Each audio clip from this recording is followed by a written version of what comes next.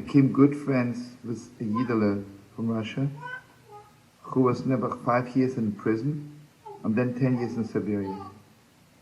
And he came back and never one foot was frozen off.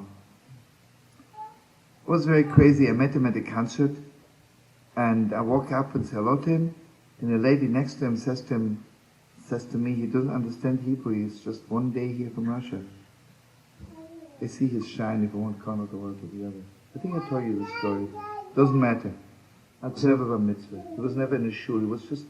He just wanted to be a Jew, but he didn't know what it is. The next Shabbos he came to the Holy War, and someone came who spoke Russian, told him. They called him up. Josh was there. Josh called him up to the toilet.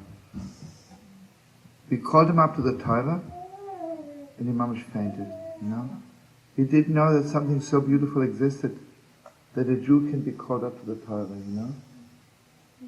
I mean, I'm called up all my life, I never fainted. He was so sensitive, you know. Anyway, I come back, and he says to me, Baruch Hashem is getting married to a girl from Kiev. So I asked him, anybody's making a wedding for you? He says, we'll have a little wedding. I said, listen, I adopted you as my brother, at least let me do one thing for you. Listen to this. We made the wedding 1 o'clock at night. It was Monday before Rosh Hashanah, 1 o'clock at night on the beach in Tel Aviv. I went to all the big hotels, Sheraton, Hilton, Plaza, all the big hotels, to throw down psychedelic lights to the beach from 12 o'clock on, you know. And, the hotels, the really sweet people, Torben Thiele from Russia, has 1 foot, because was frozen off in Siberia, getting married, Baruch Hashem. And neither of them have anybody in the world, you know. And, they were ready to send down, food for 2 million people, whatever there was. Especially those lights were going on from 12 on. And all the people who walked down on the beach or on the boardwalk, they asked what's going on. A wedding, right? So I want you to know something, this is not even an exaggeration. I asked people, do you know that Abraham, Isaac, and Jacob and the 4 mothers were here? The wedding?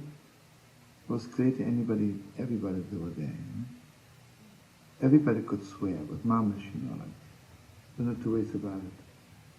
I asked the Chavra, was it clear to you? Did you know that Elijah the prophet was there?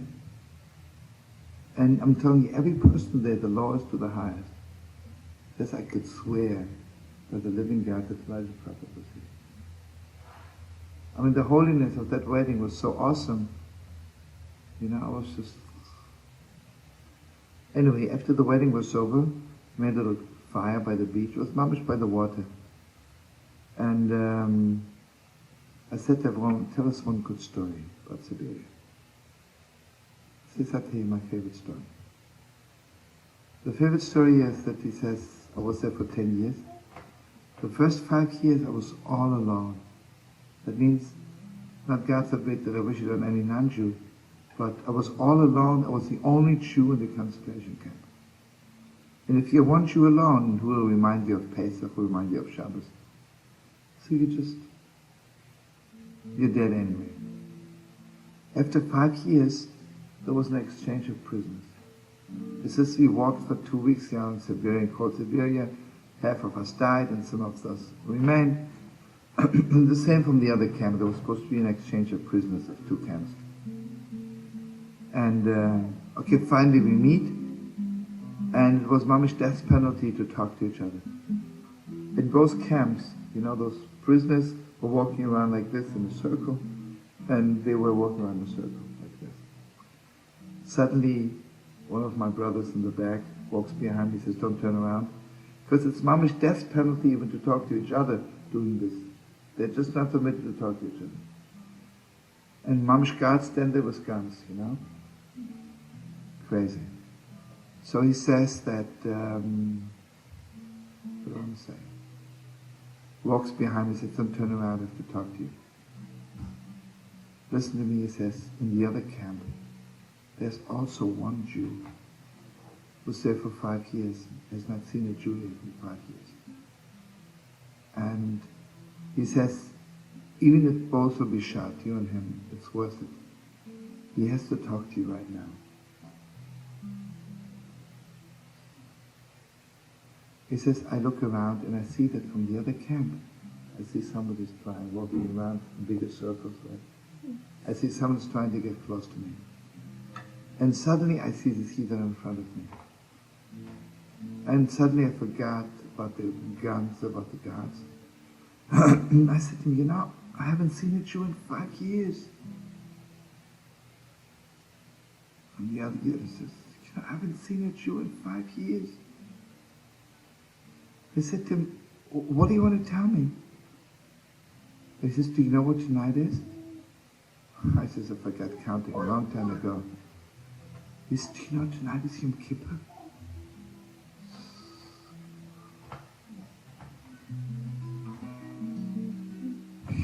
She tore my soul out. And I said to him, you know something? I'm not religious. I have never been in a synagogue. I know a little bit about Yom Kippur, but I don't know any prayers. The other one says to me, you know something? My father was a chazan in Kishinev. And I was singing with my father all the time. I said to him, could you sing me one prayer? So he says, I don't think I have a voice left. I haven't sang in 5 years, but I'll try. He says he had the most beautiful tenor in the world. The most beautiful tenor. Started singing.